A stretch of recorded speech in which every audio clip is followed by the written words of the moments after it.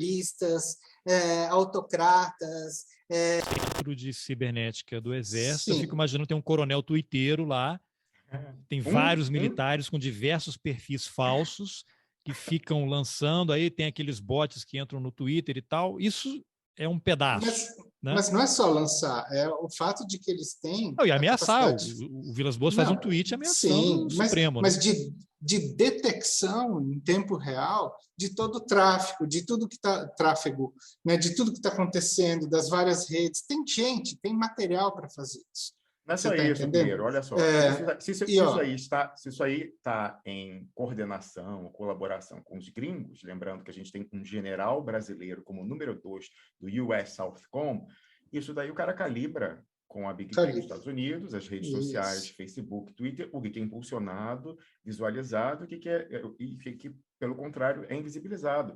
E eu lembro, até, acho que procurando a gente encontra manifestação de influenciadores bolsonaristas reclamando que de 2018, então o ano da eleição, para 2019, pessoal já colocado a visualização deles do YouTube, antes ainda dessa história de veto, banimento e tal, que já é aí uma coisa de 2 anos para cá. Estou falando no início do governo Bolsonaro, 6 meses, primeiro ano. Há uma queda drástica da ordem assim, de 10-1 do alcance das publicações do Twitter, o que leva a crer que havia um impulsionamento artificial ao longo da campanha. Isso era apenas o pessoal comprando robô lá e tal, ou era também uma conversa, uma tabela de colaboração, ou o pessoal dos gringos conversando com a Big Tech para dar um impulsionamento e tal, não sei o quê. Então, perguntas aí. Mas, o Piero, não deixa de reproduzir a fala do Rego Barros, não. Não, é aí que eu precisaria achar, mas enfim, seja como... porque ele diz o seguinte, ele quando está se despedindo do Seconsex, que é o Centro de Comunicação Social do Exército, ele fala, em 2018 o Exército atuou no submundo da internet e foi o maior influenciador das redes sociais no Brasil. WhatsApp, Facebook, portal não sei o quê, tarará, blog isso, blog aquilo. Ou seja, o que faz? Então, essa história de gabinete do ódio, você cria isso como uma outra cabeça de ponte, que vai, vamos dizer assim, vai chamar para si, ser uma espécie de boi de piranha, de todo o processo de interferência eletrônica que está ocorrendo no Brasil. Entendeu? O que é muito conveniente. Ou seja, o que ele é? Ele é uma extensão do projeto do Bolsonaro. A forma é absolutamente igual. Bolsonaro está para os militares como o gabinete do ódio está para o Centro de Comunicação Social do Exército e o Centro de Cibernética. Na sua avaliação, essa operação, o Carlos Bolsonaro e esse gabinete do ódio, eles estariam operando em parceria ou eles estariam sendo usados sem saber, dentro dessa lógica aí de guerra híbrida? Isso eu não tenho como responder. Eu diria que se eu fosse dar um chute, é o seguinte, a família toda do Bolsonaro tem uma faca no pescoço. Eles são assim... Uma! Cadê aquela faca de Tandera lá que você falou? De do Girai, gumes? é a estrela do Girai. E, Piero Larne, vou colocar na tela aqui, já fiz uma postagem sua de novembro de 2020 no Twitter, com a página 280 do seu livro Brasil no Espectro da Guerra Híbrida. O Rômulus guarda as provas, né? Olha só que perigo. Você sabe que eu me auto-intitulei e usurpei o título de Cacique Juruna do século XXI. Cacique Juruna você é praticamente o biógrafo do Piero, né? Ele andava, o Cacique Juruna andava nos anos 70 com um gravadorzinho CCE da Zona Franca de Manaus, em Brasília, para gravar o que ele conversava com os generais. Sabe que, inclusive, eu, quando trabalhei na revista Época, já tive isso também na minha ficha corrida, eu provavelmente fui a última pessoa a entrevistar o Juruna. Ele morava numa cidade satélite aqui em Brasília, diabético, cadeira de rodas, meses antes dele morrer. Quem procurar aí nos arquivos da revista Época vai achar. Vai dizer... Mário Juruna, que foi eleito deputado pelo federal presidente Leonel Brizola. Mas antes disso, né, antes de ser deputado federal, ele era uma liderança já indígena, e quando ele ia fazer reivindicações em Brasília, na FUNAI, ele dizia, olha, eu ando com esse gravadorzinho CCE porque o homem branco mente. Ele fala uma coisa e depois diz que não diz. Então, eu tenho esse áudio aqui, não, disse sim. E aí eu me auto-intitulei Cacique Juruna do século XXI porque eu trabalho com prints, né? Não é mais com gravador CCE, é com prints. Então, estamos aqui com um print na tela, com rodapé. Eu já falei, o único erro de Piero Leinen nesse livro, Brasil no Espectro da Guerra Híbrida, foi não colocar isso aqui como a epígrafe na abertura do livro. O cara colocou como uma nota de rodapé. E não pé de página ali, né? Pois é, rodapé não. É o único erro, fora isso está tudo certo. Então vamos lá. Eu queria só, mas... eu vou só ler aqui, para Mas, quem por acaso não estiver assistindo, né, estiver só no podcast, que é um pé de página aqui, né, uma nota de rodapé, número 29, na página 280, aí diz o seguinte: o general Nunes assumiu o Seconsex no lugar do general Rego Barros, que passou a porta-voz da presidência Bolsonaro. Só um detalhe, o Carlos Alberto. General Nunes é o general Richard Nunes, que tinha sido quem? Tinha sido secretário de Segurança do Estado do Rio de Janeiro durante a intervenção de 2018. Ele era o número 2, abaixo do Braga Neto. Curioso outro dia eu compartilhei aí que o Exército agora tem um podcast, né? Braço Forte. E acho que o episódio número 2 é ele, esse general, com o Alexandre Garcia. Alexandre Garcia dizendo que a mãe dele queria que ele fosse militar, mas ele não foi aprovado na escola lá no Rio Grande do Sul, né? E aí, não sei se por causa dessa frustração, ele passou a vida muito próximo aos militares até se tornar porta-voz do Figueiredo, foi demitido porque ele deu uma entrevista para Playboy e tirou uma foto de cueca, né, sobre os lençóis, dizendo que ali era o abatedouro dele, né? E aí ele acabou sendo demitido, porque até para a tradicional família brasileira isso é forte demais. Mas olha aqui, peraí, Romulo, só para vocês saberem, para situar vocês. Quando o Braga Neto assume a direção da intervenção do Rio de Janeiro, ele diz o seguinte: o que a gente vai ter que fazer aqui é instalar um centro de comando, controle e comunicação e inteligência, um C3I, né, que eles chamam, que vai virar uma espécie de laboratório para o Brasil. Esse que era o ponto ali. Então, basicamente, o que ele está dizendo, assim, traduzindo o miliquês para o português? Vamos grampear geral aí para, enfim, tomar ciência do que é a realidade aqui, desse lugar que a gente vai passar essa intervenção 1 ano. E vem cá, e quem é que estava lá sendo grampeado durante esse 1 ano? Né? Só o tráfico? Não.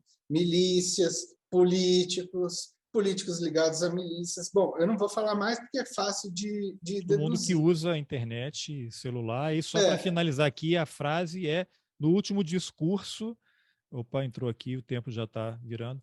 No último discurso de despedida do órgão de comunicação social do Exército, o Rego Barros disse algo notável, abre aspas: coube ao Exército mergulhar de cabeça no submundo das mídias sociais, Facebook, Instagram, Twitter, WhatsApp, portal responsivo e blog, etc., e se tornar o órgão público com maior influência no mundo do digital no Brasil.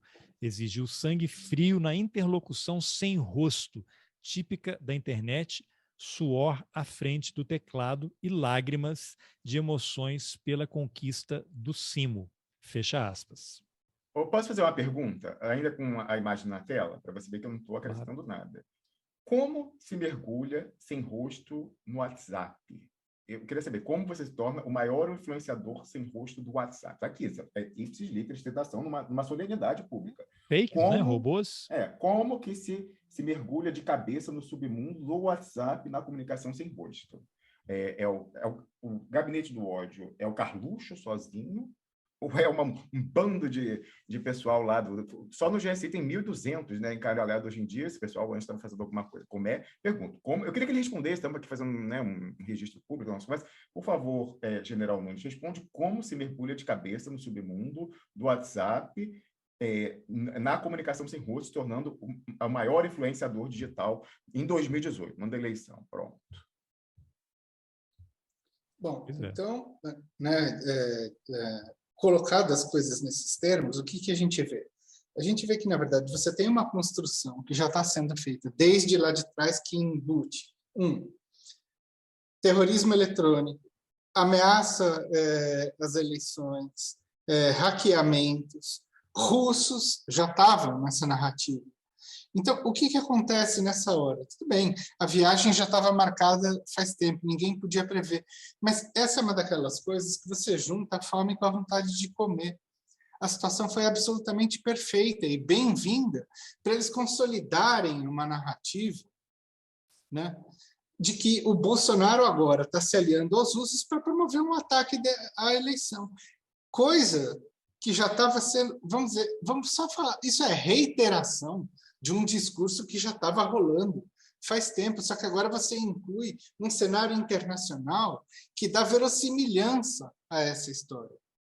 Então, eu acho que é isso que a gente vai assistir daqui para frente. E olha só, com pesquisa mostrando o Lula estancado e o Bolsonaro crescendo, esse cenário vai ser absolutamente perfeito para eles. Então, vocês têm tempo para mais uma rodada, né? Sim? Sim. Então, a pergunta, vocês vão pensando enquanto eu baixo aqui o arquivo e mando outro link. Qual foi a chave para essa história da impressão do voto? Aí eu já ouvi entrevistas de vocês, até a gente conversando, vocês são favoráveis à impressão do voto, né? Eu falei de brincadeira, voto impresso, lógico, era uma ironia aqui. Mas qual foi a chave? Por que de repente, isso vira um assunto? Eu não me lembro em outras eleições, são o quê? 25 anos, né, de urna eletrônica no Brasil, desse assunto ter tomado essa proporção, né? Aí, lógico, o Bolsonaro quer tumultuar, ele quer mais poder por mais tempo, ele está servindo ao grupo dele, e aí precisa capturar algum tema que seja mobilizador o suficiente para gerar essa confusão e justificar quaisquer outras coisas que eles possam fazer. Aí você tem militares lá no TSE, Piero falou agora há pouco aí em 2018, né? Os militares já estavam controlando o TSE, até queria que você detalhasse, controlando como? Com gente lá, com essas coisas de informação, né? O que fez virar a chave para isso ser um tema? Quer dizer, que já vinha lá, o Haddad já tinha falado, né? Eleição fraudada, será que isso foi um gancho, né? Foi o sininho lá do Pavlov para a direita, opa, isso daí mobiliza corações e mentes. Vamos nessa que tá pra gente. Então, vou mandar o outro link aí. Peraí. Muita coisa, hein? E a gente nem falou do Glenn Greenwald ainda. Pronto, vai lá, Piero. Bom, então, só conectando já com as coisas que a gente anteriormente estava falando, eu acho que é algo bastante interessante que o Rômulo levantou. Muito da parte desse processo é fazer o apagamento do registro do momento anterior para você conseguir produzir uma nova chave de contradição e fazer as pessoas se reorientarem de maneira a se adequar aos objetivos que te interessam. Então, eu tenho a impressão que um dos pontos todos que tem a ver com essa vamos dizer assim, com esse imbróglio todo das urnas eletrônicas e ressituando os personagens agora, tem a ver com o processo de apagamento de tudo que ocorreu em 2018, que é o fato óbvio, né? Enfim, Bolsonaro venceu a eleição, já naquela época o Haddad foi o avalista desse processo. Perceba que ele tem várias falas dele, é só procurar na internet, diz que a eleição é absolutamente lisa, correta, que a alegação de fraude que o Bolsonaro soltou, quando foi isso? Horas depois de divulgado o resultado do primeiro turno, o Haddad virou e disse que era impossível isso, que o TSE agiu de forma absolutamente justa nessa eleição. Mas que, Pedro, a coligação vai ao TSE e faz um requerimento para que Bolsonaro seja proibido de questionar a lisura do processo eleitoral e a urna eletrônica. Exatamente. Então, o que é isso? Se não é a ideia de que você inverte os papéis nesse momento. Então, isso eu acho que exemplifica muito bem qual é o papel do Bolsonaro. E interessa agora você enterrar o que foi o processo de 2018. Por quê? Porque o novo modo de encarar a história é Bolsonaro dizendo que o STF sempre foi uma correia de transmissão do Lula e do interesse do PT. Artigo da Etchegóin ontem. Exatamente, Etchegóin ontem fala disso. inclusive. Quando ele produz, vamos dizer assim, essa nova imagem, o que acontece? O PT, obviamente, vai se escorar do lado oposto e vai, de certa maneira, como que eu posso dizer, chancelar essa percepção que eles estão começando a construir já faz algum tempo, mas que vai se consolidar agora para o processo eleitoral de 2022. Ou seja, esqueça-se tudo que STF, Justiça, etc. e tal, fez com o Lula, que até agora foi o que, vamos dizer assim, efetivamente, como indivíduo, tá? Não estou falando como persona política. Foi o indivíduo que mais teve prejuízo na vida com esse processo todo, porque foi o único que passou preso. Não foi o único, vários passaram. Mas, para ele, a coisa foi mais dramática, né? Os 500 e tantos dias que ele passou dentro da prisão, num processo típico de lawfare. Então, eu acho o seguinte, agora tudo se reajusta conforme os passos que o Bolsonaro foi dando. Então, Rômulus, agora tua avaliação aí. Qual foi a chave para essa impressão do voto, uma pauta que tradicionalmente era patrocinada, digamos assim, defendida, né, pela esquerda, e aí Bolsonaro já vinha ali dizendo, se não fosse a fraude, eu teria vencido no primeiro turno, e aí pronto, ele tem ali a motivação para ele ficar batendo nisso, pauta que nunca foi, tem 25 anos de urna eletrônica, né? Um assunto que nunca foi debatido dessa forma, eventualmente você tinha ali questionamentos e tal, mas virar uma questão nacional como essa, eu nunca vi, né? Qual é a tua avaliação? Bom, primeiro, de uma forma muito deselegante, eu vou discordar da sua premissa. Qual delas? Você falou anterior, no bloco anterior, porque você falou que uma das hipóteses seria justamente que Bolsonaro falou, pô, isso aqui tem um grande potencial de mobilização, então, né, e repercussão nas redes, vai ficar aí uma novela, meses e meses mobilizando, o Fla-Flu, né, A e B. Não é nada, falei bobagem, não é nada disso. É verdade. Tinha o potencial, mas é a fome com a vontade de comer. Mobilizou, a cismogênese foi alimentada, retroalimentada com isso. Que memória infernal essa sua, hein? Esse não era o objetivo principal. O objetivo principal, mais uma vez, era possibilitar, depois da experiência de 2018, então, vamos supor que, né, quem é o estratégico dentro do PT fosse racional, tivesse estudado viéses cognitivos e aprendesse e falasse assim, não dá, eu estou numa guerra híbrida, eu estou sendo, meu córtex cerebral está sendo bombardeado todo dia, então o objetivo é me desorientar e pautar a minha ação, né, numa abordagem direta. Vamos supor, por favor, me deem aquele artigo do Wikipedia para eu poder me informar e tal. Então, assim, o pessoal ia olhar criticamente a sua ação em 2018 e ia falar, olha, isso aqui, o cara fez isso, questionou, responde por reflexo, ele falou, olha, a urna foi fraudada, eu não ganhei e tal. Aí eu fiz isso, ele ganhou, e eu convalidei a minha derrota, e mandei, Pedro, esqueceu isso? Mandei um tweet no dia seguinte, na verdade, falando, Bolsonaro, né, venceu o melhor, parabéns, desejo por todos nós, você agora é o presidente dos brasileiros. Pô, venceu o melhor é forte, hein? Caramba. É uma coisa parecida com isso, quase isso. Tanto que o Bolsonaro falou assim, venceu o melhor mesmo, uma coisa assim. Assim, ainda tirou onda, né? O Haddad coloca uma coisa dúbia, assim, mas negócio de melhor, e aí o Bolsonaro fala, eu sei que venceu o melhor mesmo, então não sei o que, dá uma mitada em cima, né? Uns lacram, outros mitam. Pô, parece aquele documentário do João Moreira Salles lá da eleição do Lula, a primeira vez, em que colocam uma cena, o Lula foi maldoso ali, né? Porque o Serra liga para ele, para parabenizar, ele vai para uma sala sozinho ali, sim, meu querido, muito obrigado, e vamos conversar, preciso falar com você, ele desliga, aí o Lula fala, saindo assim, ele em espanhol, né? Ele perdeu, eu ganhei, e sai. É verdade. Agora eu vou falar o seguinte também, com muita tristeza eu registro que esse filme do João Moreira Salles, né? Então aí, publisher da Piauí, herdeiro de banco, etc e tal, envelheceu bem. E um filme, que também é documentário, do mesmo processo, envelheceu muito mal, que é do meu documentarista preferido, já falecido, Eduardo Coutinho, que é o Peões, né? Infelizmente, se olhar um e outro, fala, esse aqui foi um documentário, né? Tem aí qualquer coisa e tal, sujeito a crítica, mas... Né? É um registro de um momento. A objetividade. O do Eduardo Coutinho, que eu amo de coração, talvez se eu fizesse um documentário ia ser mais panfletário ainda do que o dele, mas né, um panfletinho, infelizmente. É uma obra menor dele. Então, fiquemos com Edifício Master, Cabra Marcado para Morrer, e tantos outros maravilhosos. Mas esse Peões envelheceu muito mal, infelizmente.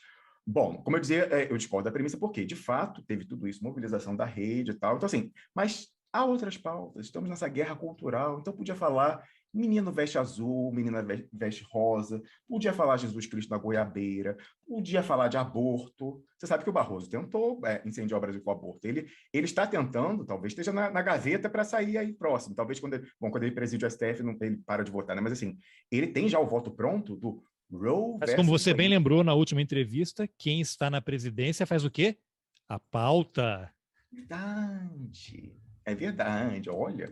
Ele tem. Você sabe que o Barroso é americanófilo desde sempre, não é agora, não. Ele não é à toa que os filhos dele fizeram graduação em Harvard, estudaram desde pequeno na escola americana, para poder fazer Não graduação. tem uma história que foi um fora. dinheiro lá, ele comprou casas lá, não tem uma coisa assim também? Não, olha, não fala isso, porque a gente não pode dizer, ele não conta pra gente. Eu queria saber se o dinheiro que foi para fora ilegalmente, via CC5 do Banestado, foi utilizado para, em nome de solteira da mulher dele, passando por paraíso fiscal, para. Não é sonegação, não, é planejamento tributário, otimização fiscal, né? Como falei para você, então, pagar menos Tem imposto. uma aula, inclusive, na UERJ sobre isso, numa disciplina lá, uma cadeira. Com certeza, mas eu não fui nessa, infelizmente. Estou aqui, como eu falei, eu estou na Suíça sim. Não tenho conta numerada, infelizmente. A Suíça é um paraíso fiscal, né? Cada vez menos, porque os gringos Cada vez menos, estão entregando então, as pessoas, né? O pessoal sujo está preferindo Dubai. Por isso que tem tanto político brasileiro em Dubai, menino. Tá todo mundo em Dubai, que é Dubai, agora quer falar com o Baco. Mas, enfim. Telegram também parece que é Dubai, né? Então... A conta não é numerada, e pior ainda, não tem numerário, né? Infelizmente, é muito baixo o valor. Mas, enfim, o dinheiro foi, então, né, por um mecanismo ilegal da CC5. Não sabemos a origem desse dinheiro, que pode ser, na pior das hipóteses, que eu tenho certeza que não é a verdadeira fruto de corrupção, né, na atividade ou falta de, como Procurador do Estado do Rio de Janeiro, tenho certeza que não é isso. Poderia ser também, quero crer que não, caixa 2, né? Então, honorários advocatícios recebidos, não declarados, de clientes ilibados como Rede Globo e CBF, né, que também gostam de fazer piratas do Caribe, né? Drogas Bermudas, não sei se é coisa. Ou eu quero crer nessa hipótese, sim, que era dinheiro de honorário, que 2 milhões não ganha como procurador e professor da UERJ, né? Então era de honorário. 2 milhões de dólares recebidos como honorários da Globo, da CBF, que seja, com impostos recolhidos, faturados, mas aí na hora de fazer a remessa para fora, para, sei lá, que finalidade era, ou se era, de repente, não era remessa para fora, ele queria mandar para comprar letras do Tesouro, o gerente do banco errou e fez, não, vamos pegar as CC5 e mandar esse mecanismo legal para fora sem a ciência dele. Então, impostos recolhidos e mandou para fora usando o esquema que, inadvertidamente. Eu acho não, você pode falar. É imperativo que alguém que vai entrar na cadeia sucessória do Brasil, afinal, o presidente do STF, depois do presidente do Senado, por sua vez, depois do presidente da Câmara, depois do vice-presidente da República, é quem assume, né, interinamente, a presidência da República. É imperativo que essa pessoa esclareça a origem desse dinheiro remetido, isso é ponto pacífico, ilegalmente, usando o mega esquema da CC5 nos anos 90. É imperativo. Até porque, como eu falei aqui, o voto dele foi fundamental no julgamento no STF de Paulo Maluf, para estabelecer a jurisprudência de que lavagem de dinheiro é crime permanente, a prescrição só começa a contar a partir do momento em que esse dinheiro para de ser movimentado ocultamente. Agora você vê, aquele julgamento tratava justamente de dinheiro remetido ilegalmente pelo Maluf no mega esquema da CC5, com origem ilegal lá nas obras de São Paulo, lá de vias, né, de vias lá, águas espraiadas, sei lá o que é, mandou para fora, ele vai e fala isso, não, porque enquanto Maluf mexeu esse dinheiro sem aparecer, não contar a prescrição, por isso ele continua, a prescrição política do Estado continua valendo e ele pode ser preso, apesar de ter passado tanto tempo, não sei o que tal. Ué, mas ele teve 2 milhões de dólares em valores atuais remetidos no mesmo mega esquema e, enfim, tem que esclarecer. Ele tem que passar na régua dele. Se ele estabeleceu essa régua, e ele tem fala deles, estamos em Harvard, estamos refundando o Brasil, refundando a República com lastro no combate à corrupção. Mas você sabe que em inglês, ele que era americanófilo, certamente sabe disso. Fala que quando você aponta um dedo para alguém, tem 3 de volta para você. Então, se ele estabeleceu essa régua altíssima para lavagem de dinheiro, ele tem que passar nos 3 dedos de volta. E até aqui, as informações estão muito fracas. Inclusive, com essa história dele responder via assessoria, que trabalhou e estudou diversas vezes nos Estados Unidos. Eu fui olhar o período. Ele fez um curso de 5 dias em Harvard. 5 dias em Harvard custa $2 milhões? Já falei, então eu quero ir dar aula em Harvard, porque eu estou no lugar errado, gente. Como assim? Não dá. Então, só voltando, o Barroso, que é americanófilo, tem uma bomba de guerras culturais prontinha. Só alguém lá tocar o telefone e falar, eu ia te pedir um favor, pois é, cobrar um favor de volta, só bota, joga essa. Ele tem pronto, né? Ele que é americano. Braga Neto, né? Que costuma ligar para ele no meio das audiências lá das sessões. Né? Pois é, uma coisa brodagem. Brodagem dos 3 poderes. Ele tem prontinho o voto de Roe versus Wade, Tabajara. Roe versus Wade é o precedente da Suprema Corte, que eu tive que estudar porque ele fazia a gente decorar todos os precedentes da Suprema. Plessy versus Ferguson, Roe versus Wade, Madison versus sei lá o quê, Brown versus Board of Education. Na aula de Direito Constitucional do Brasil, eu tinha que estudar também os precedentes da Suprema Corte dos Estados Unidos, com o Luiz Roberto Barroso, enfim. Então, eu aprendi sobre Roe versus Wade, entre outras coisas, com o Barroso falando isso. Roe versus Wade é o voto, salvo engano, de 1973, que legalizou a interrupção de gravidez, aborto nos Estados Unidos. Ali com uns jeitinhos e tal, não sei o quê, da intimidade, blá, blá, mas enfim. Né? E agora está com esse ataque, né? O Texas voltou atrás. Ele tem prontinho um voto dizendo que até o 3º mês, por interpretação sistemática da Constituição, não sei o que tal, até o 3º mês da gravidez, 3º mês, pode, 12ª semana, até a 12ª semana de gravidez, pode fazer um aborto por causa da dignidade da pessoa humana, não sei o que tal. Vou falar aqui, agora vou ativar a sismogênese. Eu sou a favor ou contra a legalização da interrupção de gravidez? Eu sou a favor, até a 12ª semana, né? Que o pessoal aí fala, por que 12ª semana? É arbitrário, o coração já está batendo. Não é um número cabalístico, né? Inclusive foi aumentado recentemente na França de 12 para 14, não sei se tem lastro científico.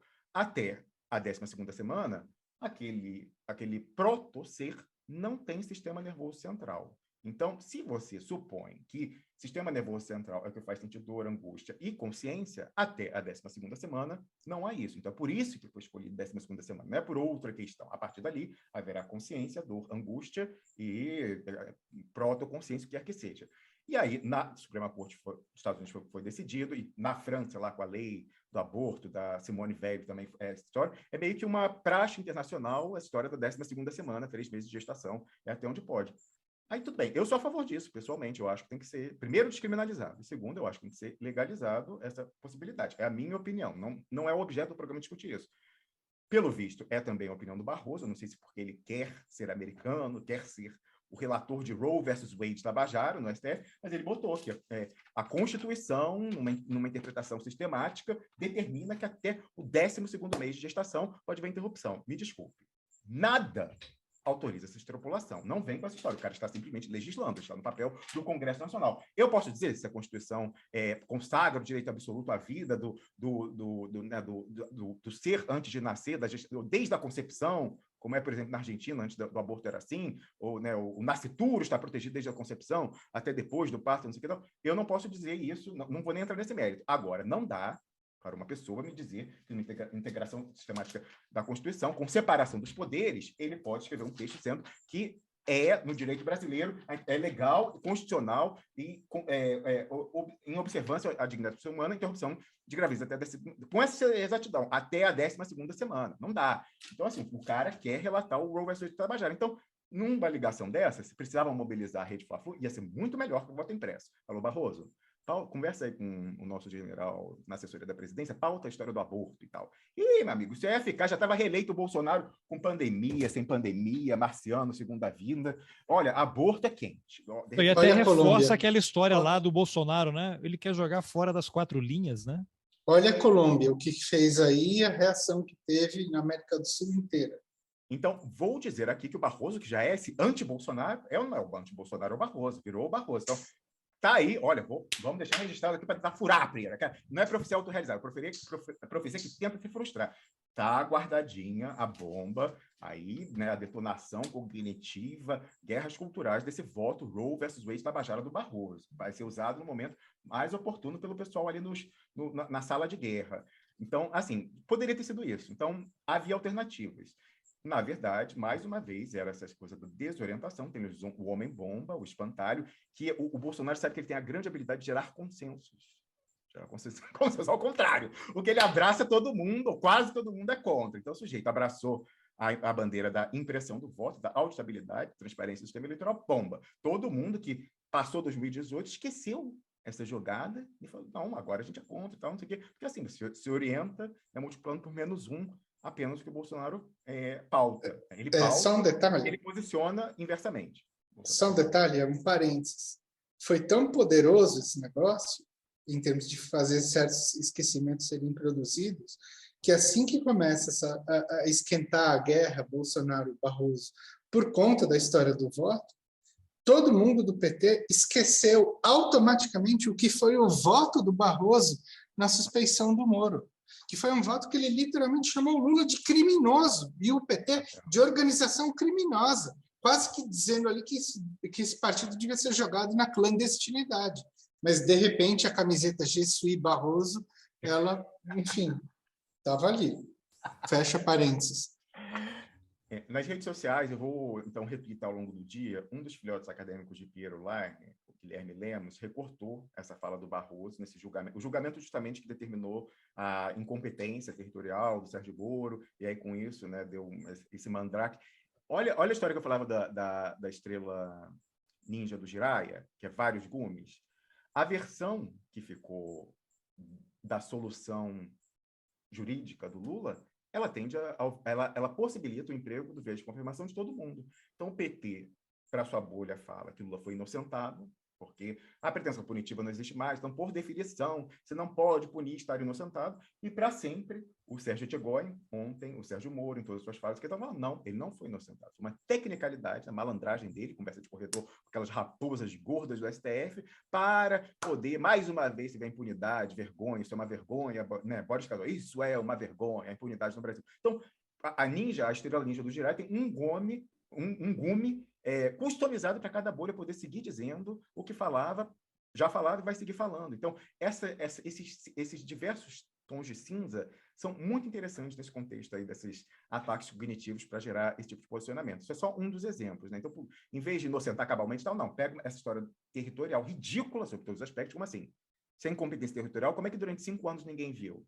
Como é que foi, passou e HC e tal, e ninguém... Não, assim, é um nível farsesco absoluto, mas era a solução justamente para possibilitar a operação política, comunicacional, de redes e tal, dessa nova variável Lula reabilitado. Reabilitado porque era inocente, sempre foi injustiçado, o reabilitado porque é uma raposona que se reuniu com o pessoal que ele plantou no STF e tal, blá, blá, blá, né? Só um pequeno parênteses. Mas voltando, então, tem essa bomba muito mais poderosa, desse ponto de vista de guerras culturais, que é o aborto, que eu acho que em algum momento aí vai ser lançada, mas essa história era justamente para desorientar, mais uma vez, o militante do PT, mas até em alguma medida o staff aí, né, elevado, para reproduzir no todo, sem tirar nem pôr, o seu comportamento de 2018, de afiar a lâmina que vai decolá-lo, né, se o plano desse pessoal tiver sucesso. Aí você fala, mas como, Romulo Maia? Você pode estar falando isso? Se a gente já está eleito. O Lula já está, até pouco tempo atrás, já estava discutindo o ministério, né? Então estava com 80%, estou brincando aqui, mas assim, 367% das intenções de voto desde o segundo semestre de 2019. Como assim? É óbvio que a gente tem que reforçar a urna eletrônica, porque nós já estamos eleitos, estamos nomeando ministério, já estamos planejando o sucessor para 2026 e tal, não sei o quê. Bom, o pessoal aí animadinho, né? Porque as pesquisas davam, né? Pesquisa por pesquisa. O Carlos Alberto, autoriza aí compartilhamento de tela mais uma vez, por favor. Eu queria mostrar, e essa dinâmica a qual o Piero já fez alusão, está se invertendo realmente? Eu não sei, não tenho como saber. Eu não sou sociólogo e não faço pesquisa. Agora, o pessoal, olha aí, mais uma vez como você pauta, justamente as pesquisas eram favoráveis na narrativa ao Lula, que já estava eleito com milhões %. O pessoal falou, pesquisa, pesquisa, pesquisa, pesquisa. Então, pesquisa é a verdade. O pessoal está martelando isso aí mais de um ano, né? Desde que o Lula foi inocentado, inocentado, desde que houve uma solução jurídico-política para a questão Lula em março do ano passado, pegue você aí o rótulo que quiser, ele voltou a ser colocado, e já ganhou, já não sei o que e tal, blá, blá, blá, com o pé nas costas. Aí, de lá para cá, a coisa... Aí o pessoal comenta, pesquisa é verdade e tal. Aí agora as mesmas pesquisas começam a dar uma dinâmica diferente. Então, primeiro o Jacaré estava abrindo a boca, né, na linguagem de pesquiseiros, que era o quê? O Lula subindo, o Bolsonaro caindo, abrindo a distância. E aí agora primeiro ficou paralelas, que, né, fala o pessoal mais poético da matemática, se encontra no infinito, mas o infinito está chegando, né? O Jacaré agora começou o Lula pelando parado, e o jacarezinho aqui, Bolsonaro, mas mais do que Bolsonaro, o jacaré direita somada, pessoas intercambiáveis, fungíveis, tá, né, já assim. E aí, ontem, sai uma pesquisa do Poder 360, um dos sites aí influentes em Brasília. A metodologia é a verdadeira? Bom, o que eu sei é que o pessoal do PT, até 2 meses atrás, ficava compartilhando o Poder 360 como se verdade fosse. Aí agora, porque a narrativa não é a favorável, aí a metodologia passa a ser criticada? Bom, como eu falei, eu sempre busco coerência. Eu acredito nessa pesquisa? Não. Justamente, eu presto atenção nela para ver o que querem que eu extraia da suposta realidade. Aí um outro filhote acadêmico do Piero Lein, que é o Matheus Olmo, compartilhou o print aqui que você vê na tela agora, ó, intenção de voto para presidente. É daqui, né, a miríade de candidatos, mas o que é relevante é olhar os fungíveis, né? Então, o que ele fala aqui? Ó? Somando Lula e Ciro. Verso, olha que ele já bota o Ciro como fungível com Lula, já é um pulo, não está dado que todos os votos de Ciro Gomes iriam para Lula, mas enfim, e vice-versa, mas enfim, somando de um lado Lula e Ciro e do outro Bolsonaro, Moro, Leite, Dória, Tebet, Janones, já temos quase que empate numérico. 47 de um lado para Lula e Ciro, 46 para todos esses genéricos bonecos da direita. Aí você fala, mas nunca que uma pessoa que vota no Moro votaria no Bolsonaro e vice-versa. Por favor, contra o PT, esse pessoal vota até... Mas não tem a frase da esposa do Moro dizendo que vê Moro e Bolsonaro como a mesma coisa? Exatamente. Alguém ligando aí para alguém. No telefone, deve ser um Telegram ou WhatsApp aí de alguém. Mas, enfim, seguindo aqui. Não é o meu, não. Vocês não estão ouvindo, não, isso? Eu estou ouvindo, mas não é no meu aqui, não. O meu tampouco. Piero deve ser o seu Telegram no computador, imagino. Não, meu Telegram não está aberto aqui no computador. Não, do Piero, eu acho. Enfim, vou fechar tudo aqui. Bom, a gente edita. Bom, então. Vou dar o corte aí. Bom, aqui, como você está vendo no print, intenção de voto para presidente já mostra esse quase empate numérico.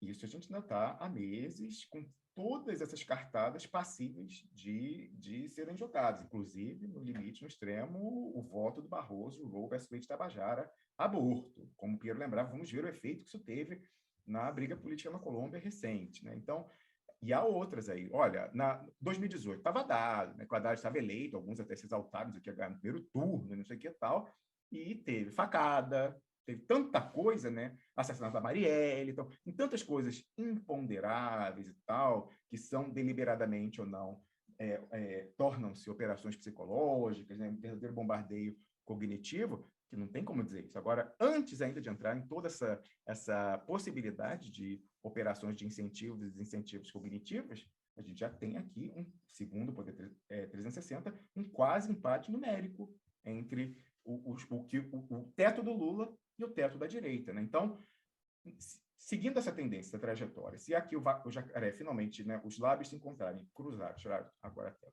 descruzar, e aí começar a direita somada, passar Lula, Ciro somados, e aí, eis que, vamos dizer que agora eu fiz um exercício de futurologia irresponsável. Bolsonaro, por algum motivo, tem uma recaída na coisa gástrica e tal, ou, né, algum julgamento e tal, não disputa a presidência, não sai candidato a reeleição. Ou até fala, não quero, tal, não me deixaram governar e tal, queria fazer, não me deixaram, cansei e tal. Sai. Os votos dele vão para o Lula ou vão para Sérgio Moro, que já está na terceira colocação ali, se descolando do Ciro Gomes.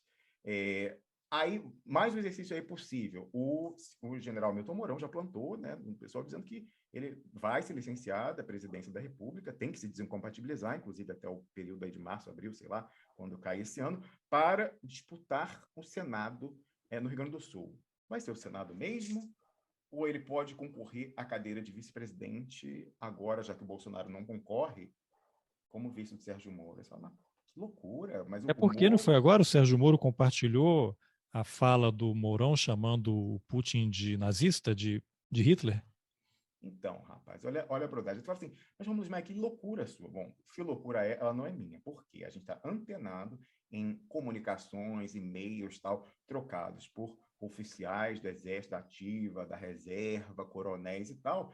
E tem um coronel muito ativo, né, nesses meios aí, irmão de um general, né, Piero? É um coronel, irmão de general, né? Pois é, muito ativo, e ele, sem sacanagem, desde o segundo semestre de 2019, então ainda primeiro ano do governo Bolsonaro, ele já começou a dizer: Bolsonaro e Lula são a mesma coisa. E passou a colocar com uma assinatura de e-mail, qualquer coisa que ele mande, falando da previsão do tempo. A assinatura de e-mail dele, eu já publiquei print disso nas nossas redes sociais, posso retweetar ao longo do dia para o pessoal relembrar.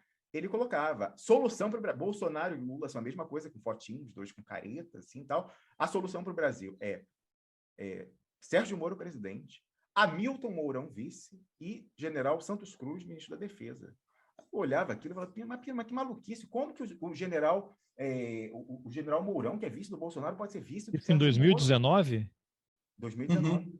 Como você é ingênuo, e me lembra daquela ingenuidade sua 2003, né? Agora sim, confirmou-se a transição democrática, né? O Lula chegou e tal. A sua história de vida é uma história de ingenuidade. Eu estudei cognitivos, cara. Mesmo assim, eu continuo às vezes coisas. Tá? Aquela I Want to Believe, do Mulder, no arquivo. Pois é, então. Aí eu falei: mas que loucura, esse cara tá louco e tal. Não, louco estava eu, que achava que não seria possível fazer uma dessa, de um não concorre, o outro sai para o Senado, mas aí depois entra na chapa e tal, pela salvação do Brasil contra o PT, os ladrões lá do artigo de ontem, do general Sérgio Etchegoyen e tal. Então... Olha, não foi só o Etchegoyen, não. Porque isso do PT ontem deu um empurrãozinho. A Veja já publicou hoje que são vários generais, todos aqueles, né, que hoje são contra o governo Bolsonaro, batendo no PT e no Lula. Sempre, né? Os de sempre. Sempre, os de sempre. Inclusive, tem esse que eu acho que é o Rocha Paiva. Isso, né?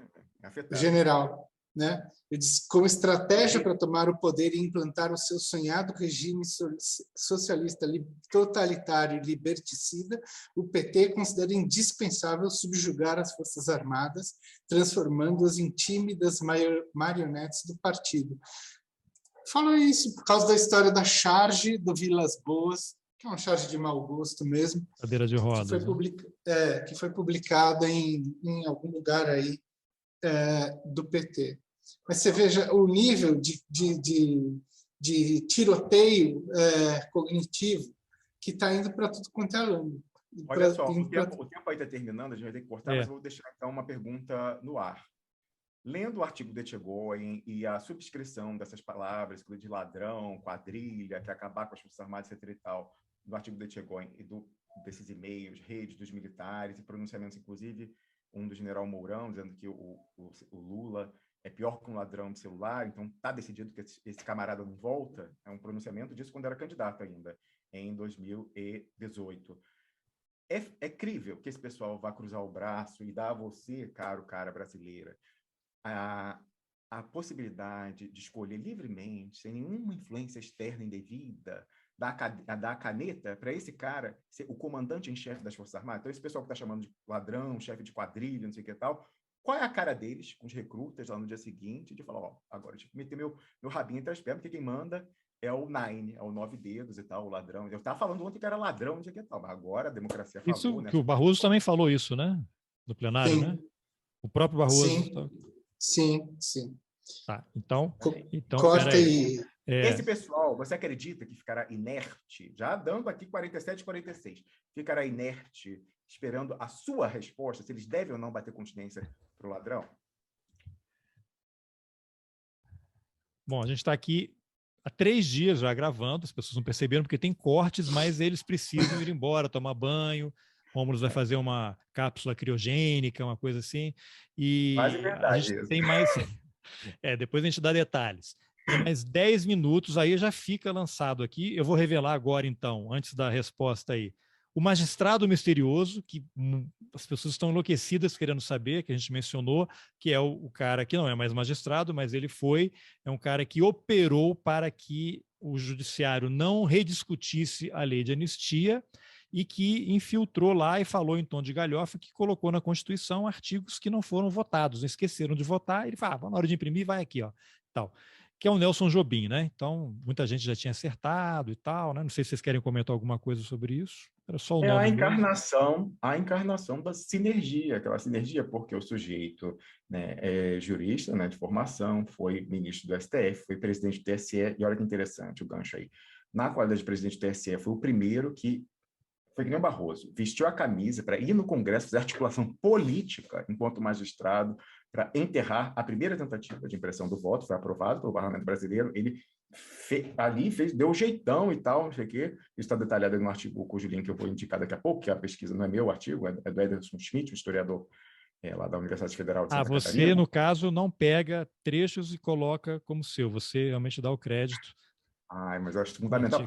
Por quê? Porque isso é o certo, mas não é por isso. É porque quando você faz esse reconhecimento, você reforça o estímulo dessa pessoa para que ela contribua, né? Mas, já que o conhecimento é sempre feito em rede, e a rede é fundamental, o que eu faço aqui é uma síntese dos vários inputs que a gente recebe, mas mais do que isso, no que eu dou o crédito, eu incentivo outra pessoa a falar, pô, eu quero participar também, não sei o que tal. Então, isso só vai retroalimentando e tornando a guerra híbrida mais rica. Não, a síntese, a leitura e a contemplação da guerra híbrida do Brasil e tal.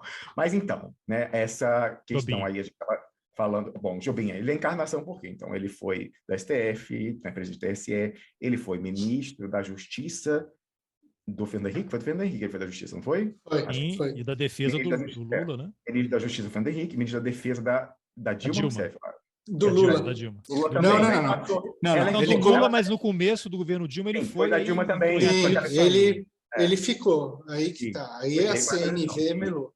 Foi ministro da Defesa, então, dos dois governos do PT. Ele foi deputado constituinte, que, como você lembrava, Carlos Alberto, teve função fundamental na elaboração daquele artigo. É 142, né, o da intervenção militar e tal, né, e essa narrativa de que seria o poder moderador da República e tal, confessadamente, num tom de galhofa, relatou que defraudou né? O processo constituinte, contrabandeando um artigo, veja você, o artigo coloca a primazia do pagamento da dívida do Estado sobre todas as demais despesas. Aí, como eu falo que ele é sinergia, ele não é só sinergia das duas castas não eleitas do Estado e blindada soberana popular, juristocracia e oficialidade, autarquia militar. Ele também é a sinergia com a finança, porque, casualmente, depois de ocupar vários chapéus na administração pública, no poder político, estrito sensu e lato sensu, ele se torna chairman do BTG Pactual. Então, mais uma ingenuidade de vocês. Vocês acham que lá em 88 ele estava dando ponto sem nó. Ele sabia que em 2022 ele seria chairman do banco. E por que a sinergia dele com os milicos não é só ocupando o Ministério da Defesa? A gente lembra que ele é parente ou contraparente de Sérgio Etchegóin, esse do artigo de ontem. Eu até falava, porra... Nelson Jobim é contraparente do Etchegóin? Eu acho que é cunhado, alguma coisa assim. Aliás, uma correção, no outro episódio a gente falou que o William Vac seria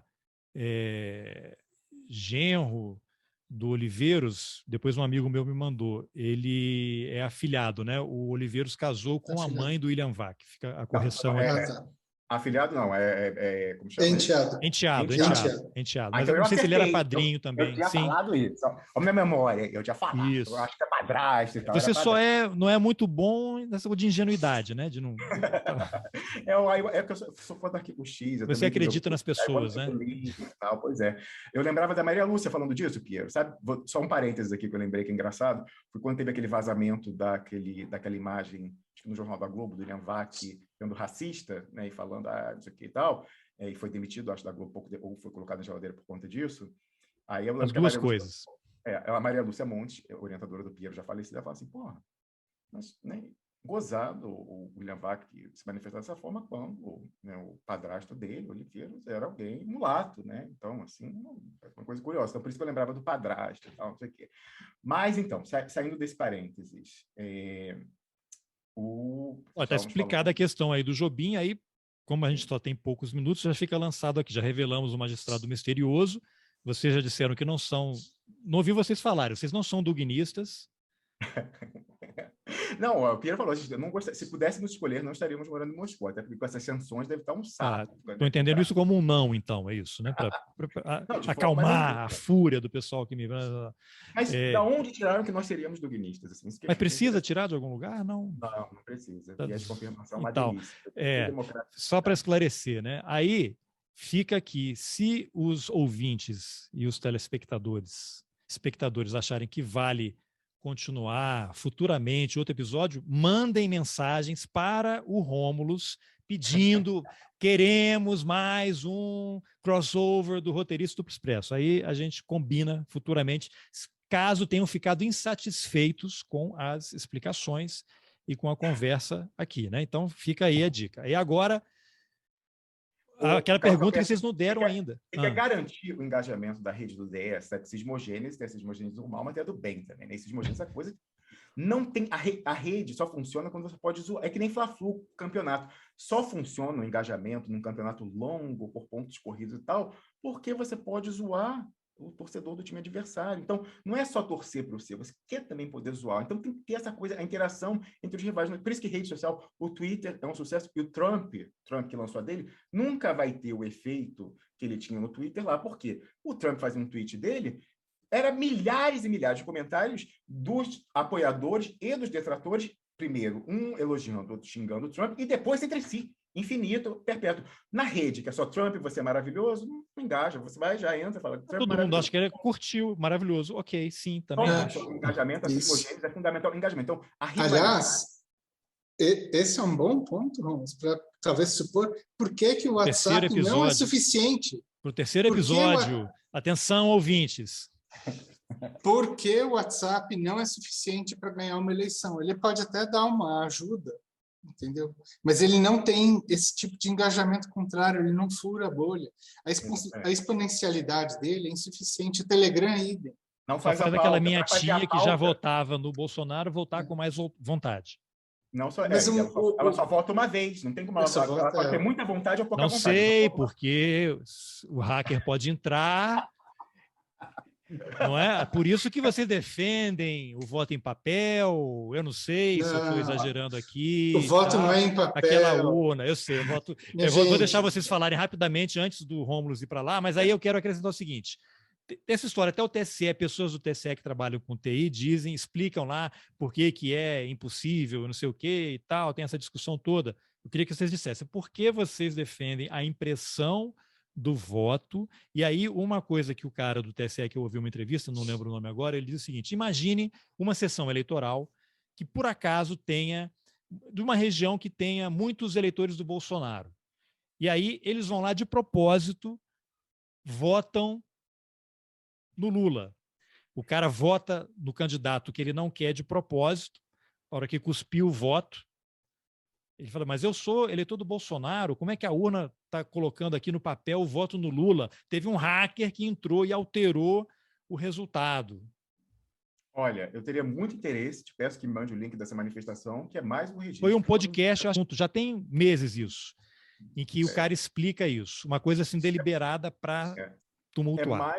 É mais um registro de uma mentira flagrante de alguém do TSE, como há registros diversos de mentiras flagrantes do senhor Luiz Roberto Barroso, quando ocupava a presidência do TSE sobre esse caso, porque é simplesmente impossível que isso acontecesse, porque o eleitor, no projeto que foi aprovado, reaprovado, mantido e remantido pelo Parlamento Brasileiro, o eleitor não tocaria, né, se a impressão houvesse do voto, não tocaria nisso. Então, não tem como ele pegar, primeiro que tem que haver necessariamente uma identidade entre o voto eletrônico que entrou e o voto que saiu impresso, blindado por uma tela, se a pessoa não vai pegar a tela, então nem ele poderia guardar esse voto no Lula e dizer, eu votei no Bolsonaro na máquina, entrou lá, e aqui apareceu o Lula. Tem um NFT, né, do voto no Lula e tal. Não teria como, ele não toca, e ele tem que confirmar, vendo blindado, ele não toca, fala, esse é o seu voto? É o seu voto. Você fala assim, mas sabe o que ele pode fazer? Ele fala assim, ele vai com o celular dele lá dentro, você pode corrigir, confirmar, e aí vai ser triturado aquele e é substituído. Ele vai fazer o seguinte, ele vai botar Lula.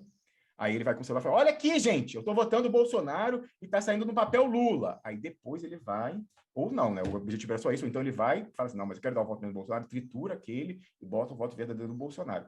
Bom, me desculpe, a lei do Brasil determina que ninguém pode entrar com o celular na cabine. Fala, mas o Brasil, né, é lei para inglês ver. Bem, hoje em dia, na eleição de 2018, já houve pessoas que entraram na cabine, a gente viu, né?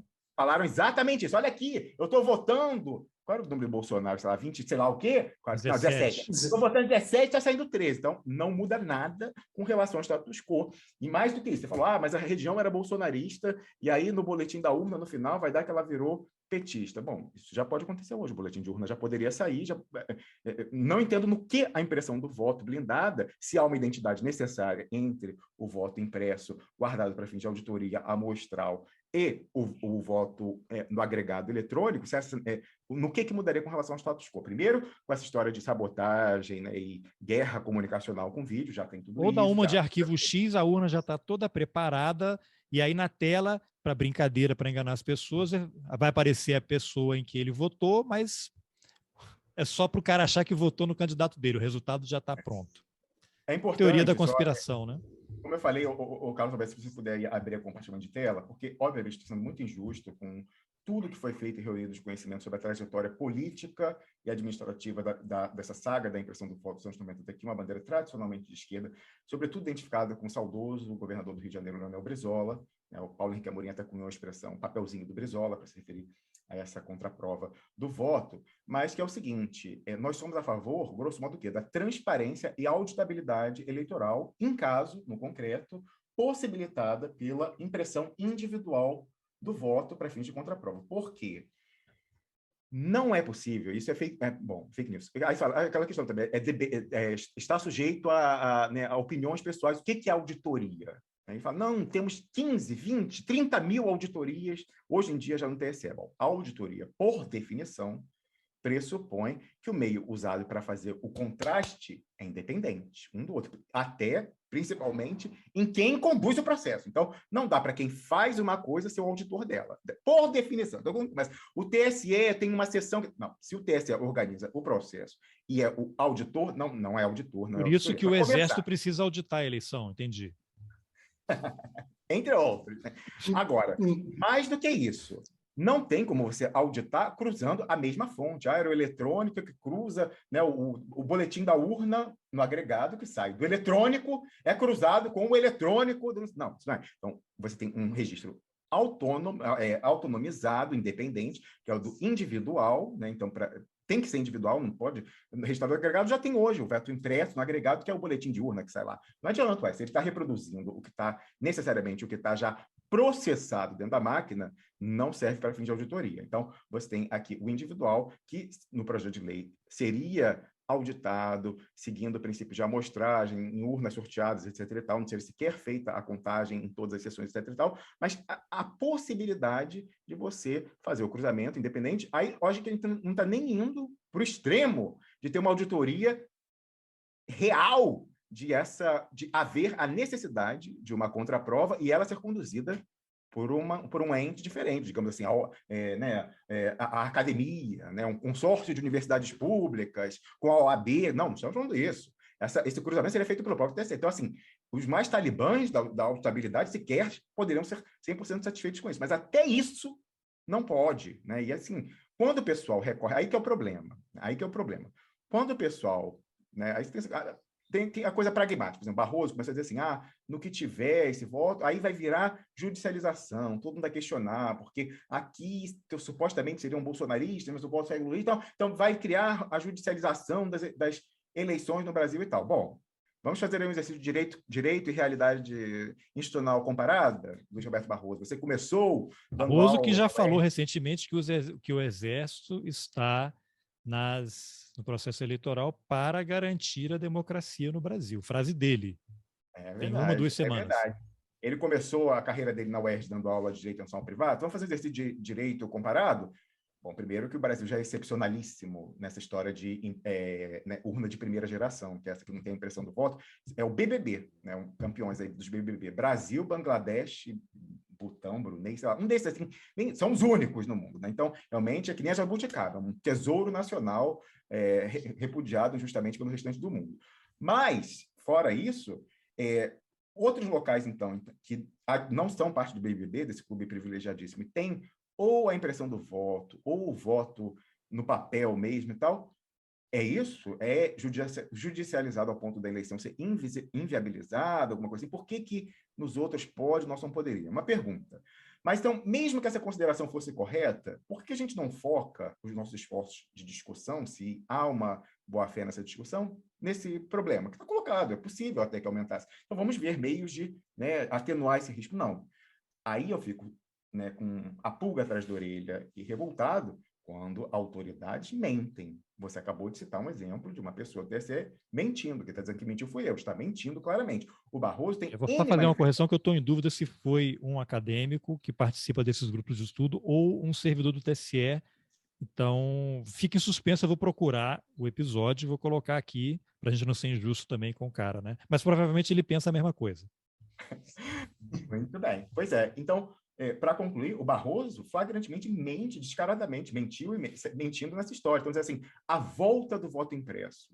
Bom, o que havia era o voto em papel, né, da urna, que você ia com a caneta Bic, preenchia e tal. Esse ninguém defende. O que a gente defende é a impressão do voto eletrônico individualmente para meios de possibilidade de auditabilidade. Até porque se houvesse o voto eletrônico, o Fernando Henrique não precisaria ter passado aquela lei, né, que foi voluntariamente assim para a reeleição, né? Poderia ter resolvido. Exatamente. Então, eu vou deixar aqui, para quem quiser se aprofundar sobre esse tema, uma pesquisa realmente primorosa que o historiador Ederson Schmidt fez, que é esse aqui. Cadê aqui, ó? O Ederson Schmidt, uma breve história do voto impresso, publicado em 6 de agosto do ano passado no site Jovens Cronistas. Então, você vê que é um artigo longo, ó, enorme, ele pega, né, recortes, manifestações, vai ter aqui o registro do papel do Nelson Jobim para enterrar a primeira determinação do parlamento de que houvesse a impressão do voto, com articulação pessoal de figuras como Roberto Requião e Leonel de Moura Brizola, etc. E tal. Então, eu deixo essa recomendação, não teria como eu reproduzir a riqueza da pesquisa dele aqui nessa... Passou rapidamente um vídeo ali, porque era o Ciro Gomes, é isso? Você não deixou ninguém ver? Foi de propósito? Não, foi um acidente. Uma fala aqui a favor do voto impresso, aí depois, ó... Entendi. Não, mas vai fazer propaganda do Ciro aqui? Não. Já está mais ou menos, tal, não sei o quê. Ó, aqui, ó, olha aí o magistrado, o Nelson Jobim. Magistrado misterioso, revelado. Está aqui ele, o papel dele no enterro do voto, da impressão do voto e tal. E de novo aqui, ó, você vê que o cara é protagonístico sempre, né? Mas sempre nas sombras, assim, sempre uma atuação discreta, né? Esse sujeito aqui, o pai da urna eletrônica, etc. Então, realmente, eu não posso ficar mais tempo, e queria dizer o seguinte, estamos aí, já aceito, com ou sem intimação da nossa rede, que a gente possa reunir aqui e fazer uma conjunção dessa discussão, e para garantir esse engajamento, Carlos Alberto, vamos falar aqui das cismogêneas, né? Eu vou usar a do bem, então você precisa ter, para ter o mocinho, você tem que ter o vilão, às vezes de verdade, às vezes, né, caracterizado como tal. Então, você falou aí de diversas acusações que foram e seguem sendo feitas contra mim, contra Piero Line, mas uma que foi feita contra mim em 2018. Contra mim, né? Dizendo que eu sou muito ingênuo, eu sou uma pessoa boa, mas eu preciso de um pouco de maldade de ficar entrevistando vocês. Pois é, então, para possibilitar quem quiser ultrapassar o seu viés de confirmação, tiver essa ousadia de talvez encontrar elementos que contradigam factualmente aquilo em que ela quer muito acreditar, eu vou sugerir que a tentativa, a qualificação é minha, que vivi, de assassinato da minha reputação, essa pessoa que queira tirar por si, né, tentando vencer os seus próprios vieses, veja elementos levantados, documentais, nunca contraditados pelo autor da tentativa de assassinato de reputação, o tal que foi o meu padrinho na internet, Luiz Nassif, né, que em março de 2018, publicou um dossiê fajuto, me acusando de ser um corruptor transnacional que rouba o leitinho de criancinhas subsaarianas, amando da empresa alegadamente ultracorrupta Trafigura, uma trade internacional. Você fala, Rômulo Maia, você que é tão ousado, por que você fala alegadamente? Eu falo alegadamente porque eu resido e sou domiciliado na Suíça, assim como é a Trafigura. Muito longe uma da outra. Horas e horas de trem de viagem. A Trafigura em Genebra, eu do lado germânico. Mas, como ela está aqui, ela poderia, né, de repente, um representante legal se sentir ofendido e me processar aqui, né, tomar minhas cuecas. Eu já tô em débito com o Estado suíço, imagina a situação o dinheiro para advogado eles têm. Até tem, né, uma solidariedade de colegas juristas aqui, mas é difícil, quanto o dinheiro da Trafigura realmente eu não teria como. Então, diz-se, às vezes até com elementos, né, no Brasil, houve aí relatos, né, do representante da Trafigura no Brasil de que, de fato, estava aí com um negócio de pagar propina e tal, em país, está sempre metida no... Aliás, todas as tradings, né, sempre tem essas ilações, suposições de que estariam envolvidas no pagamento de corrupção, e essa trade em particular atua em Angola. Pagou propina, paga propina lá? Eu não tenho como saber. Eu poderia até suspeitar que sim, ou que não, quem sabe? Mas, enfim, mas eu nunca tive nada a ver com a Trafigura. Nunca conheci qualquer pessoa que trabalha na Trafigura. Nunca sequer pisei na rua em que está sediada a Trafigura, em Genebra. A minha vida foi toda feita no lado germânico da Suíça. Se eu trabalhasse lá, eu teria que pegar mais de 4 horas de trem todos os dias para ir e voltar. É impossível. Aí você fala, poxa, vamos demais, você está falando isso, mas você tem alguma prova de que você nunca trabalhou para a Trafigura? Bom, isso aí é a prova diabólica. Como que eu vou ter uma trabalhou prova... a revelia sem saber, estava trabalhando. Guerra híbrida, está trabalhando sem saber. Uma prova de que eu nunca trabalhei para... Bom, não tem como eu não tenho prova de que eu nunca trabalhei para a Nestlé, como eu nunca trabalhei para o BS, para o Credit Suisse, qualquer empresa suíça, né? Iogurtes, queijo gruyère, não tem como provar que eu nunca trabalhei. Agora, eu posso provar aquilo no que eu trabalhei. Isso eu posso provar. Inclusive, o senhor Luiz Nassif usa um trabalho que eu prestei, ao qual eu já fiz alusão aqui, para as Nações Unidas como consultor de formação, dizendo que esse era o cover, era o disfarce para a minha função real em Angola.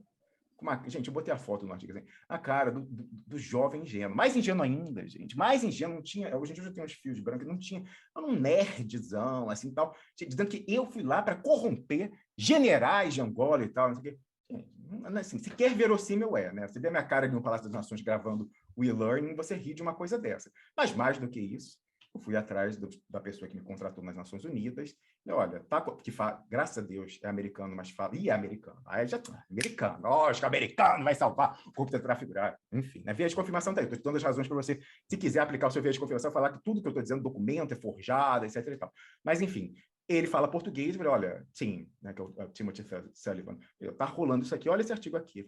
Mas o que é isso, rapaz? Isso aqui tá nesse nível, a coisa no Brasil. Eu falei, mas eu te peço aí, por favor, que veja. Inclusive, eu te peço que pegue o contrato de consultoria meu com as Nações Unidas, como que tá, no caso, e tal, para eu publicar. Então, se você quiser expor ao seu juízo, para além dos viés de confirmação, e formar o seu juízo sobre essa questão, se eu sou ou não sou um corruptor transnacional, chefe de um crime transnacional que rouba leitinho de pobres crianças subsaarianas, vá no Google, aí eu vou compartilhar aqui a tela de novo, vá no Google, deixa eu ver aqui.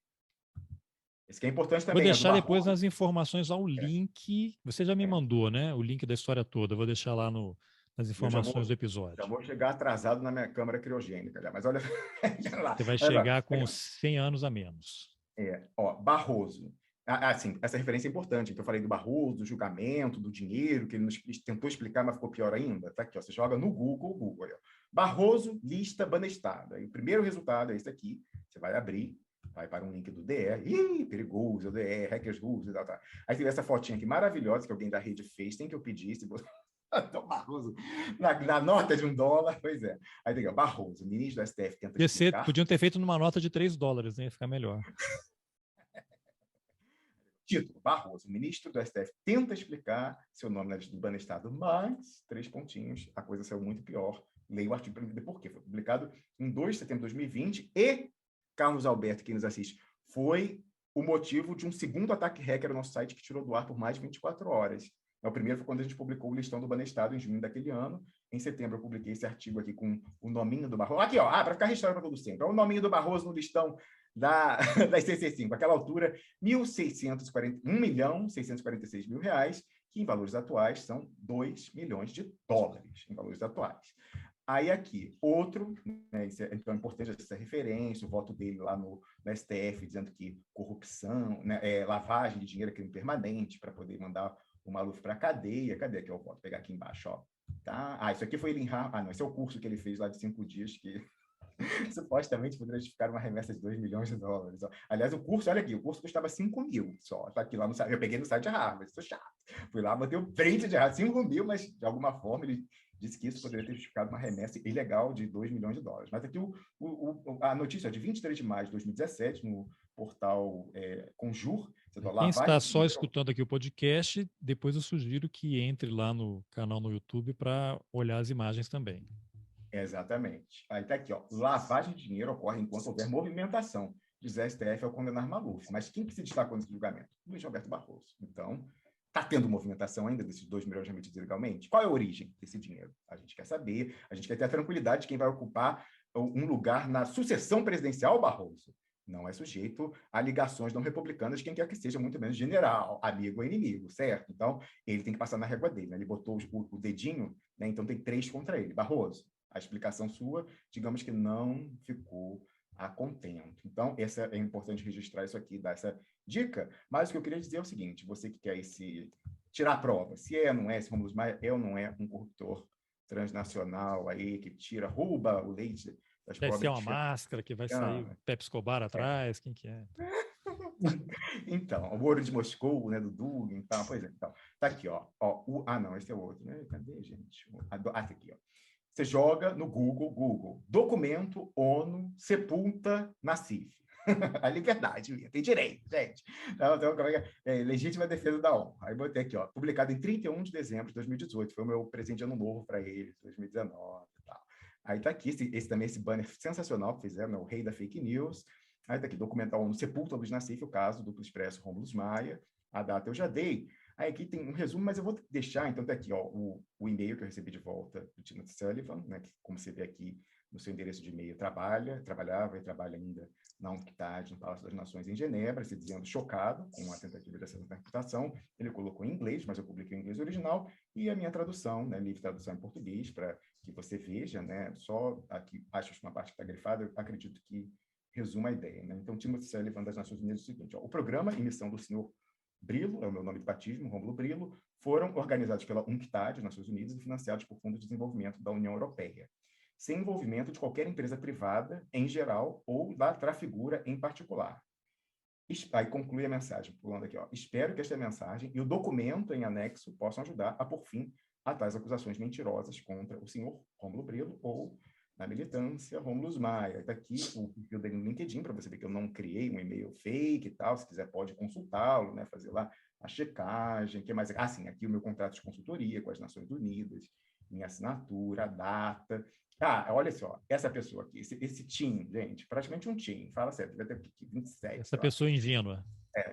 Essa pessoa, foi essa pessoa que foi encarregada pela Trafigura, barra pesada, para lá corromper generais veteranos da guerra civil angolana, por favor, né? E a pessoa que faz, inclusive, publicidade, ó. Eu fui e botei no meu Facebook, no meu perfil, né, original, Rômulo Brilo, ó. Olha, gente, estou aqui gravando, aquele ingênuo, Carlos, estou aqui gravando os vídeos em Genebra, trabalhando com pessoas tão profissionais, no caso, foi esse aqui o do e-mail, é o time, é esse aqui. Trabalhando com pessoas tão profissionais em algo em que você realmente acredita, não tem preço. Mas olha que pessoa cínica, né? Corrompendo, roubando leite, dizendo que realmente está orgulhoso, sentindo como de uma forma inigualável por fazer algo em que acredita. Né? Está aqui o Palácio das Nações, aqui, nesse B também, a publicidade, né? Depois o relatório da missão e tal, dizendo o feedback depois que foi dado. Inclusive, ó, eu mandei um requerimento para o Conselho de Pós-Graduação da Universidade do Estado do Rio de Janeiro, não sei, inclusive, se o Barroso fazia parte lá do colegiado, mas na época eu estava fazendo meu mestrado ainda lá, mandei um requerimento para que eu pudesse ter uma pequena dilação no prazo para apresentação para defesa da minha dissertação por conta dessa pesquisa de campo que eu estava fazendo e tal, e aí então, né, mandei a primeira pessoa que expõe, né, operações duvidosas e tal. Mas o que eu queria terminar, aqui tem toda a questão da publicação dele e tal, o que eu acho caricato, né? Eu já falei aqui que eu cursei meu doutorado inconcluso, não por culpa minha, mas do Brasil, do qual faço parte também, no World Trade Institute, Instituto do Comércio Mundial, digamos assim, uma tradução literal, né? Comércio Internacional, que é um instituto público, 100% público, da Universidade de Berna, a capital da Suíça. A sigla de World Trade Institute é WTI em inglês. O Nassif, no artigo bizarro dele, cujo print você vê na tela, fala que essa seria a prova do meu vínculo com a Trafigura, essa empresa aí de reputação duvidosa, né? Tá aqui, ó. Então olha aqui, ó. A maior multinacional da Suíça de commodities é justamente a Trafigura, que é parceira do WTI em números, WTI, o Instituto, em números projetos, como aí bota aqui o título para um artigo com link, né? Tem um hiperlink, aí a pessoa clicaria aqui e veria a prova desse vínculo entre um instituto que, como eu falei, é 100% público. Aí eu falei, cara, será que é alguma parceria que eu não conhecia e tal? Poxa, como é que eu vou sair dessa agora mesmo? Não tanto e tal. Aí eu cliquei no link e fui procurar. Onde que está Então, WTI, World Trade Institute, aqui. Joguei Ctrl+F, é um PDF, né? Então dá para fazer isso. Está aqui o link, inclusive. Ó, o link, deixa eu abrir aqui. Joguei o PDF e tal. Falei, cadê? Ó, PDF aí são 40 páginas. Cara, li e tal. Não achei nenhuma referência a mim, Rômulo Brillo, Rômulo Maia, Duplo Expresso. Não achei nenhuma referência a Berna, World Trade Institute, nada disso. Aí achei bizarro. Mas aí, meses depois, eu falei assim, cara, vou jogar aqui WTI, a sigla. Pá! Bingo, tem WTI. Daqui o print, ó. Com a seleção do vídeo, faça você o exercício. Mais uma vez, já dei a dica, ó. É um rodapé, pós-rodapés, aí dizendo o seguinte, ó. Highly liquid, commodities de alto risco líquido e percebido, como, por exemplo, petróleo do tipo Brent, um tipo de petróleo, ou petróleo WTI. Eu falo, pô, fudeu. Petróleo WTI é o petróleo do World Trade Institute do Rômulo Maia. Esse é o vínculo, batom na cueca. Poxa, que ele é um corruptor da trafigura? Não. Petróleo WTI, Luiz Nassif, é West Texas Intermediate. É o nome oficial do chamado petróleo do tipo light, né? O segundo tipo mais vendido depois do petróleo Brent. Então, assim, é até caricato, de ridículo, e eu queria que ele mostrasse qualquer elemento, indício que fosse, de um vínculo meu com a Suíça, com a trafigura, além de estar no mesmo país, como estou no UBS, na Nestlé, na sei lá o que mais, e até outras trades, mas enfim, como já falei, a horas de distância. Agora, para, assim, colocar o prego no caixão, e aí digo a você se eu sepultei ou não sepultei com o documento da ONU, eu vou botar o próprio aqui, falando, quando indagado por alguém que queria desconstruir a minha imagem, o senhor Fábio Panunzio, cujo sogro está no listão do Banestado, né, nessa altura, que eu estava polemizando com ele nas redes por essa questão do listão, ele chamou o Nassif para falar dessa história. Aí ele pergunta, achando que estava levantando a bola para o Nassif, né, cortar e tal. Fala assim, pô, não sai, accept your cooks. Assim, pô, Nassif, essa história daquele garoto, eu tô acostumado, vou fazer 40, daquele cara lá da trafigura e tal, como é que é esse negócio aí? Você tem prova, né, Nassif? Aí nessa hora, eu não sei se com medo de processo, o que é que fosse, mas você vai dar uma prova, não. Eu tenho indícios e tal. Então, para concluir, me diz aí só quando eu der o play aqui, se está ou não está rodando o áudio. É um recortezinho de 18 segundos que eu assim, realmente fui ao orgasmo com isso aqui. Vamos lá. Deixa eu só terminar essa parte do Rômulo aqui. Nassif, eu vi a sua matéria sobre ele, pessoalmente, tem algum envolvimento com a trafigura ou ele só prestou serviço nos mesmos lugares em que essa empreiteira corrupta trabalhou? Não. Ligação direta não vi nenhum. Deixa eu só terminar.